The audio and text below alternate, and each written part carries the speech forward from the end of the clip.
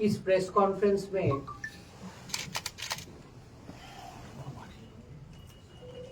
नरेंद्र मोदी जी की सरकार ने जो मध्यम वर्ग के लिए, युवाओं के लिए जो महत्वपूर्ण निर्णय लिया है, उसमें प्रमुख 12 लाख तक की आय को पूरी तरीके से कर मुक्त करने का है। यानी 12 लाख रुपीस तक जो लोग इनकम करते हैं, उनकी इनकम पे अब कोई टैक्स नहीं लगेगा।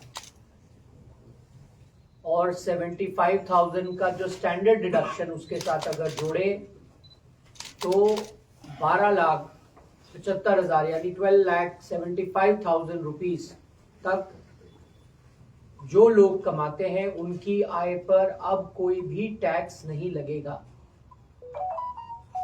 इसका लाभ बहुत बड़े मध्यम वर्ग को मिलेगा और उन युवाओं को मिलेगा जो अपना करियर अभी शुरू कर रहे हैं, जो लोग अपनी पहली नौकरी में इस दौर में जा रहे हैं। उन लोगों की नौकरियां में जो उनको तनख्वाह मिलेगी वो 1 लाख रुपया महीना तक टैक्स फ्री रहेगी। आज से पहले इतना बड़ा निर्णय किसी भी सरकार ने नहीं लिया। आप एक उदाहरण देखिए कि अगर कोई दंपत्ति, हस्बैंड वाइफ दोनों नौकरी करते हैं, जिनकी आय 12 लाख से कम है, तो अब उस परिवार में 25 लाख रुपए तक आने वाली जो आय है, जो आमदनी है, वो पूरी तरीके से टैक्स फ्री रहेगी। इतना ही नहीं, नरेंद्र मोदी जी की सरकार ने जो इनकम स्लैब्स हैं और उस पे लगने वाला टैक्स है, उसमें भी फेरबदल किया है, जिसके परिणाम स्वरूप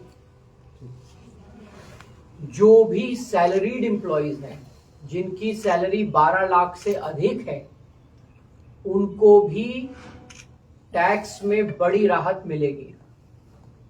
पहले हमारे देश में पीक टैक्स इंडिविजुअल्स पे लगभग 33% होता था। अब वो इफेक्टिवली 21% के आसपास आ जाएगा। पहले जो लोग 15 लाख से अधिक कमाते थे, वो सबसे हाईएस्ट टैक्स स्लैब में होते थे। नरेंद्र मोदी जी की सरकार ने इस इनकम लेवल को 15 लाख से बढ़ाकर 24 लाख कर दिया है। यानी नए इनकम स्लैब्स के मुताबिक पीक टैक्स जो है वो अब 24 लाख रुपए के बाद लागू होगा। जो बड़े फेरबदल पर्सनल टैक्सेस में इस बजट में किए गए हैं, उससे हमें उम्मीद है कि मध्यम वर्गीय परिवारों में, जो न्यू मिडिल क्लास है, उनमें, जो लोग नौकरियां अभी शुरू कर रहे हैं, उन सभी लोगों को बहुत बड़ी राहत मिलेगी। ऐसे लोगों की संख्या देश में लगभग 8 करोड़ से अधिक है। इसके अलावा नरेंद्र मोदी जी की सरकार ने मध्यम वर्ग के लिए, खास तौर से जो सीनियर सिटीजन्स हैं, उनकी जो इंटरेस्ट पे डिडक्शन है, वो लिमिट को 50,000 से बढ़ाकर 1 लाख कर दिया है। जो टीडीएस ऑन रेंट की लिमिट पहले 2,40,000 थी, उसको भी बढ़ाकर 5 लाख कर दिया गया है। टैक्स कलेक्टेड एट सोर्स और लिबरलाइज्ड रेमिटेंस स्कीम के अंतर्गत भी जो लिमिट थी उसको बढ़ाकर 7 लाख से 10 लाख कर दिया गया है। एजुकेशनल पर्पस के लिए, यानी पढ़ाई के लिए अगर फॉरेन रेमिटेंसेस कर रहे थे, तो उसमें जो टीसीएस लगता था, यानी टैक्स लगता था, उसको भी हटाने का जो प्रोविजन है वो इस बजट में दिया गया है।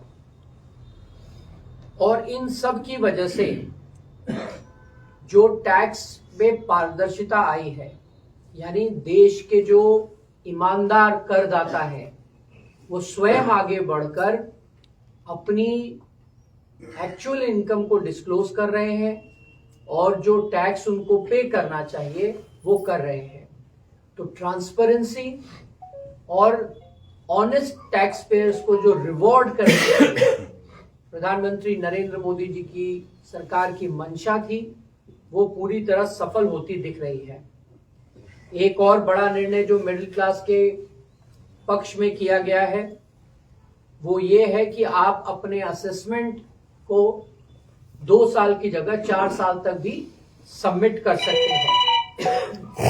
इन सभी बड़े फैसलों से हमें उम्मीद है कि देश का मध्यम वर्ग, युवा वर्ग लाभान्वित होगा और आने वाले दिनों में इसकी वजह से देश में कंजम्पशन बढ़ेगा, लोगों की समृद्धि बढ़ेगी। इतना ही नहीं, एक और बड़ा निर्णय जो मध्यम वर्ग के पक्ष में लिया गया है वो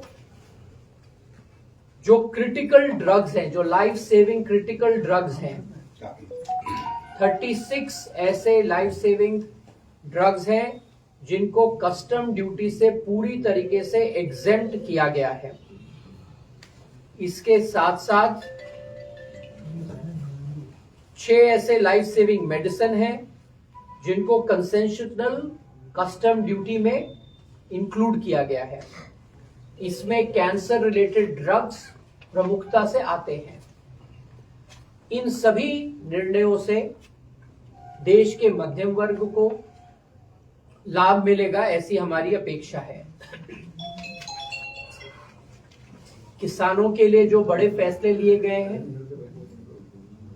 उसमें प्रमुख रूप से धान धन्य कृषि योजना, जिसके अंतर्गत राज्य सरकारों के साथ मिलकर 100 ऐसे डिस्ट्रिक्ट आइडेंटिफाई किए गए हैं जहां पर किसानों को खेती से लाभ मिले, उनकी जो उपज है वो सही दाम पे खरीदी जा सके। इसका एक पूरा कार्यक्रम तय किया गया है। इससे लगभग 1.7 करोड़ किसानों को लाभ मिलेगा। साथ में जो दालें होती हैं, चाहे तूर हो, उड़द हो, मसूर हो, ऐसी दालों की खेती कर रहे जो किसान हैं उनको आत्मनिर्भर बनाने के लिए भी सरकार ने योजनाओं की घोषणा करी है। किसान क्रेडिट कार्ड, जिसके माध्यम से किसानों को लोन मिल सके, उसकी भी सीमा बढ़ाकर 3 लाख से 5 लाख की गई है और इससे अनुमानित 7.7 करोड़ किसानों को लाभ मिलेगा। रूरल प्रॉस्पेरिटी और रिलायंस नाम का एक अभियान भी चलाया गया है जिसके अंतर्गत गांव में रहने वाले लोगों को आत्मनिर्भर बनाने के लिए, उनको स्वावलंबी बनाने के लिए कई सारे कदम उठाए जाएंगे, जिसकी वजह से जो लोग गांव में रह के किसानी करते हैं उनको शहरों में पलायन करने की जरूरत महसूस नहीं होगी। इस लक्ष्य के साथ किसानों के लिए कई कदमों की घोषणा करी गई है। शहरी इलाकों में रहने वाले और काम करने वाले कामगारों के लिए भी केंद्र सरकार ने बड़े फैसले किए हैं। जो नई मोबाइल ऐप इकोनॉमी से जुड़े हुए लोग हैं, चाहे वो स्विगी के डिलीवरी बॉयज हों, जोमेटो के लोग हों या अन्य ऐसे लोग हैं जिनको गिग वर्कर भी कहा जाता है, ऐसे गिग वर्करों के लिए पीएम जन आरोग्य योजना के अंतर्गत कदम उठाए गए हैं और इससे लगभग 1 करोड़ से अधिक गिग वर्कर जो है वो लाभान्वित होंगे। उसी तरीके से स्वामी फंड की स्थापना करी गई है जिसके अंतर्गत 50,000 आवास जो है शहरी इलाकों में बनाए जाएंगे। एमएसएमई के लिए यानी स्मॉल, माइक्रो और मीडियम एंटरप्राइजेस के लिए केंद्र के बजट में प्रावधान दिया गया है, जहां पर पहले तो इनकी जो सीमा है यानी टर्नओवर और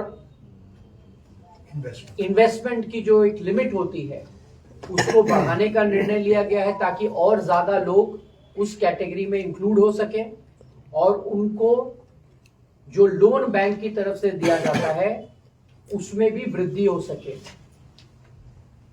इसके साथ साथ कई अन्य महत्वपूर्ण निर्णय भी लिए गए हैं जो युवाओं के लिए, खास तौर से जो उद्यमी हैं यानी एंटरप्रेन्योर्स हैं, उनके लिए और अवसर पैदा हो उसके लिए, और उसमें मुख्य रूप से टूरिज्म पे जोर दिया गया है। Skill development, training, home stage यानी जो सरकार मुद्रा योजना का कार्यक्रम चलाती है उसके अंतर्गत होम स्टेज बनाने के लिए लोन देने का प्रावधान, और एक तरीके से परफॉर्मेंस लिंक्ड इंसेंटिव के माध्यम से प्रदेशों में जो लोग इस काम से जुड़ना चाहते हैं उनको और सक्षम बनाने के लिए व्यवस्थाओं को विकसित करने का प्रावधान भी रखा गया है। हमारे देश में बाहर से टूरिस्ट बड़ी संख्या में आए, आसानी से यहाँ पर जगहों में जा सके, इसके लिए ई वीजा का प्रावधान भी इस बजट में किया गया है। देश की सुरक्षा को लेकर और देश की एनर्जी रिक्वायरमेंट को मीट करने के लिए आने वाले दिनों में बिजली की जो खपत है हमारे देश में बढ़े, पर कैपिटा कंजम्पशन बढ़े, लोग फॉसिल फ्यूल की जगह क्लीनर एनर्जी की तरफ मूव करें, इसके लिए भी इस बजट में कई प्रावधान किए गए हैं। और उसमें जो मुख्य है वो है स्मॉल मॉड्यूलर न्यूक्लियर रिएक्टर्स को डेवलप करने का एक प्रोग्राम, जिस पर 20,000 करोड़ की लागत के साथ आने वाले 5 सालों में काम करने का लक्ष्य रखा गया है। एक बड़ा रिफॉर्म, इंश्योरेंस सेक्टर में 100% एफडीआई को अप्रूव करना भी इस बजट का हिस्सा था। इसका मुख्य उद्देश्य रोजगार बढ़ाना, युवाओं को और अवसर मिले इसकी व्यवस्था को विकसित करना भी है। लेकिन मित्रों, हम इस समय जब केंद्र की बजट की बात कर रहे हैं उसी समय पश्चिम बंगाल की सरकार का बजट भी आया है, क्योंकि हम ये चर्चा पश्चिम बंगाल में कर रहे हैं, इसलिए ये जरूरी है कि हम ये समझें कि केंद्र ने पश्चिम बंगाल के लिए क्या क्या कदम उठाए हैं। मैं आपको बताना चाहता हूं कि यूपीए के 10 साल में जितना टैक्स डेवल्यूशन और grants and aid from central government Paschim Bangal की सरकार को मिलता था, उसके कंपैरिजन में नरेंद्र मोदी जी की सरकार के 10 सालों में ये राशि 300 गुना अधिक हो गई है। यानी यूपीए के कार्यकाल में, जो कि टीएमसी की एक अलाई थी और स्वयं मुख्यमंत्री जी उस घटक का हिस्सा थे, तब जो राशि केंद्र से यहां प्रदेश में आती थी उससे 300 गुना अधिक राशि पिछले 10 सालों में प्रधानमंत्री जी की सरकार ने टैक्स डेवल्यूशन और ग्रांट्स एंड एड के माध्यम से प्रदेश की सरकार को देने का काम किया है। पश्चिम बंगाल में इंफ्रास्ट्रक्चर के डेवलपमेंट के लिए भी बहुत सारे काम नरेंद्र मोदी जी की सरकार ने किए हैं। कल्याणी में एम्स देने का विषय हो, या फिर 11 मेडिकल कॉलेजेस को अप्रूवल देने का विषय हो जो सेंट्रल गवर्नमेंट की सहायता से यहाँ बनाए जाने हैं और सेंट्रली स्पॉन्सर्ड स्कीम के अंतर्गत अप्रूव किए गए हैं। कोलकाता को स्मार्ट सिटी मिशन में जोड़ना, रेलवे के लिए इस बजट में ही 13,955 करोड़ का प्रावधान करना, जो कि यूपीए के कार्यकाल के का 3 गुना है। ये निर्णय भी इस बजट में केंद्र की लिया गया। पिछले 10 सालों में पश्चिम बंगाल में 1293 किलोमीटर रेल लाइन बनाई गई। इतनी रेल लाइन पूरे यूनाइटेड अरब अमीरात में जितनी रेल लाइन है उतनी रेल लाइन हमने 10 साल में यहाँ पश्चिम बंगाल में केंद्र की सरकार ने बनाने का काम किया। उसमें 98.6% जो ट्रैक है वो इलेक्ट्रीफाइड है। कई सारे ऑनगोइंग प्रोजेक्ट हैं, लगभग 45 जिन पर काम चल रहा है। 4,660 किलोमीटर लेंथ की रेल लाइन को बिछाने का काम पश्चिम बंगाल में केंद्र की सरकार कर रही है। 101 रेलवे स्टेशंस वेस्ट बंगाल में अमृत स्टेशंस की तरह आइडेंटिफाई किए गए हैं और उनके डेवलपमेंट का काम पश्चिम बंगाल में चल रहा है। 400 फ्लाईओवर्स और अंडर ब्रिजेस बनाने का काम भी केंद्र सरकार ने पिछले 10 सालों में यहां किया है। इतना ही नहीं, 9 वंदे भारत पश्चिम बंगाल में चलाने का काम भी नरेंद्र मोदी जी की सरकार ने पिछले 10 सालों में किया है। इसके साथ में इंडियन रेलवेज का फर्स्ट गति शक्ति कार्गो टर्मिनल आसनसोल डिवीजन में भी अनाउंस किया गया है। अगर हम शहरों में मेट्रो की बात करें तो 1972 से लेकर 2014 तक कलकत्ता में मात्र 28 किलोमीटर का मेट्रो नेटवर्क था। यानी 42 इयर्स में मेट्रो पहली बार जब आई तब से लेकर 42 इयर्स यानी 2014 तक सिर्फ 28 kilometre metro rail line Kolkata में बनाई गई थी। नरेंद्र मोदी जी की सरकार आने के बाद पिछले 10 सालों में 38 किलोमीटर मेट्रो नेटवर्क कोलकाता में बनाने का काम नरेंद्र मोदी जी की सरकार ने किया है। रोड्स और हाईवे पे भी बड़ी जो सफलता है नरेंद्र मोदी जी की सरकार को यहाँ पश्चिम बंगाल में मिली है। 2309 किलोमीटर का नेशनल हाईवे पिछले 10 सालों में पश्चिम बंगाल में बनाया गया है। इसके अलावा भारतमाला परियोजना का हिस्सा पश्चिम बंगाल के बड़े शहर कोलकाता और सिलीगुड़ी रहे हैं, ताकि दूसरे स्टेट्स के साथ कनेक्टिविटी जो है उसको और बेहतर किया जा सके। पश्चिम बंगाल में एयरवेज को और मजबूत करना, चाहे बागडोगरा एयरपोर्ट को एक्सपैंड करना या हमारे अंडाल के जो एयरपोर्ट है उसको बढ़ाना, ये काम भी नरेंद्र मोदी की सरकार ने यहाँ पर किया है।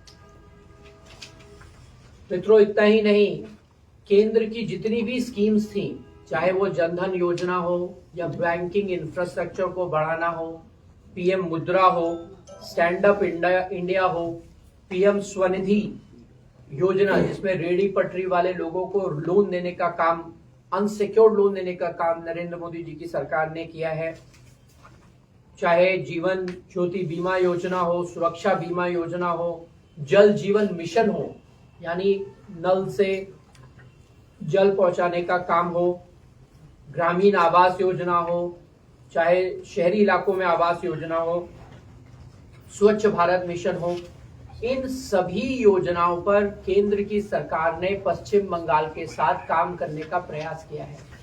लेकिन मुझे बहुत दुख के साथ ये कहना पड़ रहा है कि बहुत सारी ऐसी योजनाएं हैं जिनको पश्चिम बंगाल में ठीक से लागू नहीं किया गया। बहुत सारी ऐसी योजनाएं हैं जिनमें भ्रष्टाचार के बहुत सारे मामले सामने आए। और ऐसे कई योजनाएं हैं जिनको पूरी तरीके से पश्चिम बंगाल में लागू नहीं किया गया।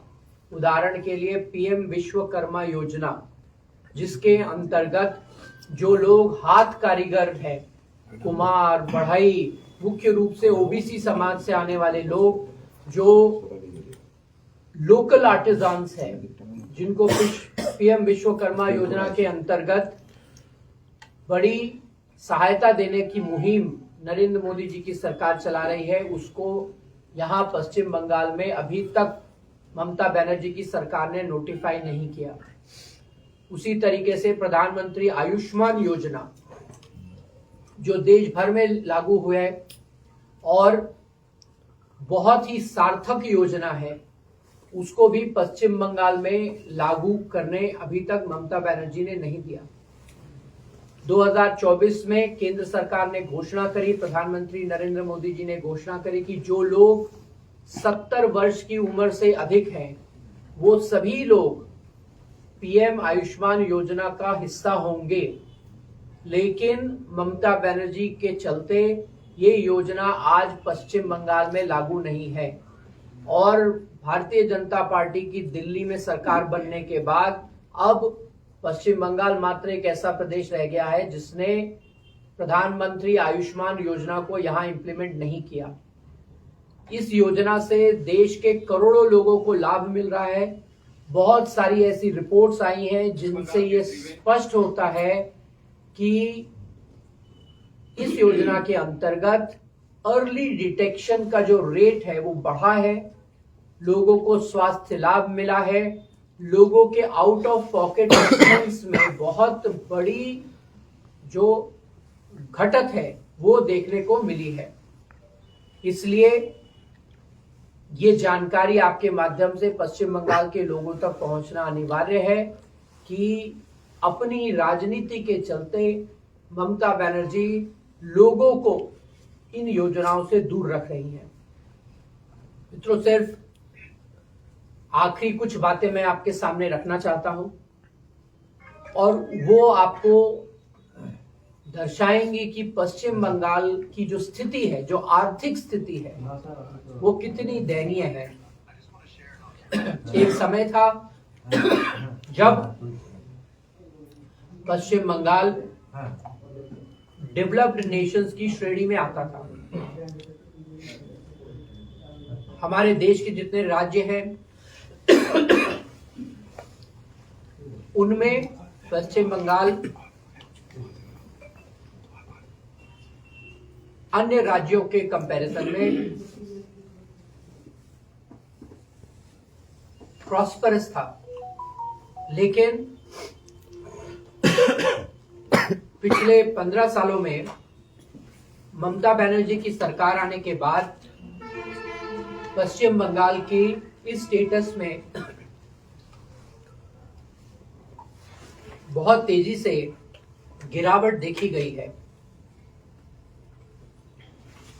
पश्चिम बंगाल में जो डेट का लेवल है वो 2010-11 में 1.8 लाख करोड़ था। ये संख्या बढ़ के अब 5.8 लाख करोड़ के पास पहुंच गई है। फिस्कल डेफिसिट, जो किसी भी राज्य के आर्थिक स्वास्थ्य व्यवस्था को बताता है, उसमें भी पश्चिम बंगाल में तेजी से गिरावट देखी गई है। और पश्चिम बंगाल का जो फिस्कल डेफिसिट है वो एफआरबीएम जो लिमिट है स्टिपुलेटेड 3% की, उससे अधिक है। पश्चिम बंगाल का 55% रेवेन्यू आज भी सेंटर से आता है और देश में आने वाली पूरी एफडीआई के 1% का कम भाग पश्चिम बंगाल में आता है। यानी पश्चिम बंगाल में इन्वेस्टमेंट लगभग 0 के बराबर है। चाहे हेल्थ पैरामीटर्स ले लें, पश्चिम बंगाल का पर कैपिटा इनकम देश के बनस्पत लगभग 100% कम है। उसी प्रकार से मैटरनल मॉर्टेलिटी रेट पश्चिम बंगाल में अन्य प्रदेशों के कंपैरिजन में बहुत हाई है। इंस्टीट्यूशनल डिलीवरीज यानी प्रसूति जो अस्पताल में या किसी एक ऑर्गेनाइज सेटअप में होती है, उसकी संख्या भी पश्चिम बंगाल में अन्य प्रदेशों के मुकाबले बहुत कम है। पब्लिक हेल्थ सेंटर्स जितने होने चाहिए उतने नहीं हैं। स्पेशलाइज्ड डॉक्टर्स जो इन हेल्थ सेंटर्स में होने चाहिए उसकी भी संख्या बहुत कम है। हम शिक्षा की बात करें तो स्थिति यह है कि लगभग 68% स्टूडेंट्स क्लास 8 के दूसरी कक्षा के जो टेक्स्ट है उसको पढ़ नहीं सकते। इतना ही नहीं, क्लास 8 के बच्चे जो क्लास 2 का मैथ्स कर सके उनकी संख्या और भी कम है, लगभग 37% के करीब। पर लाख स्टूडेंट जितने कॉलेजेस होने चाहिए उसमें भी पश्चिम बंगाल बहुत नीचे है। लॉ एंड ऑर्डर की बात करें तो महिलाओं के खिलाफ हो रहे जो अत्याचार है उसमें पश्चिम बंगाल बहुत ऊपर है और कन्विक्शन रेट पश्चिम बंगाल का सबसे कम है। ये तब जबकि बहुत सारे क्राइम्स अगेंस्ट वुमेन पश्चिम बंगाल में आज रिपोर्ट नहीं हो रहे। संदेश खाली से लेके आरजी कार की जो घटनाएं हुई है ये आइसोलेटेड इंस्टेंसेस नहीं है, ऐसी घटनाएं पश्चिम बंगाल में आम है और ये बहुत ही चिंताजनक विषय है। मैं अगर इंफ्रास्ट्रक्चर की बात करूं तो कोलकाता से सिलीगुड़ी जाने के लिए जो 600 किलोमीटर का डिस्टेंस है जिसके लिए 14 घंटे लगते हैं और यही डिस्टेंस आप बैंगलोर और हैदराबाद के बीच में 10 घंटे में कवर कर सकते हैं। यही डिस्टेंस आप मुंबई और अहमदाबाद के बीच में 8 घंटे में कवर कर सकते हैं। तो शहरों में जिस प्रकार का इंफ्रास्ट्रक्चर होना चाहिए वो प्रदेश में ममता बनर्जी की सरकार बनाने में विफल रही है। पश्चिम बंगाल में सबसे अधिक चाइल्ड मैरिज के इंस्टेंसेस देखे गए हैं। एग्रीकल्चर में भी पश्चिम बंगाल पिछड़ रहा है। जो इरिगेशन होता है, लैंड अंडर इरिगेशन, वो भी पश्चिम बंगाल में श्रिंक हो रहा है, जबकि इस प्रदेश में 5 बड़ी बड़ी नदियां बहती हैं और कई छोटी नदियों का बहुत बड़ा जाल है, लेकिन फिर भी सिंचाई की जो जमीन है जिसपे सिंचाई हो रही है वो भी श्रिंक कर रही है। इतना ही नहीं, पश्चिम बंगाल में जो दूध, डीम और मच्छी की खपत है उसको पूरा करने के लिए भी उड़ीसा से या अन्य प्रदेशों से उसको लाया जाता है और इन सब चीजों के लिए जो जिम्मेदार सरकार है वो ममता बनर्जी की सरकार है। मित्रों, आखिरी बात मैं कहना चाहता हूं कि पश्चिम बंगाल का जो बजट आया उसमें हम सभी ने देखा कि 5,500 करोड़ से अधिक राशि सिर्फ मदरसा एजुकेशन पर ममता बनर्जी की सरकार ने दिया।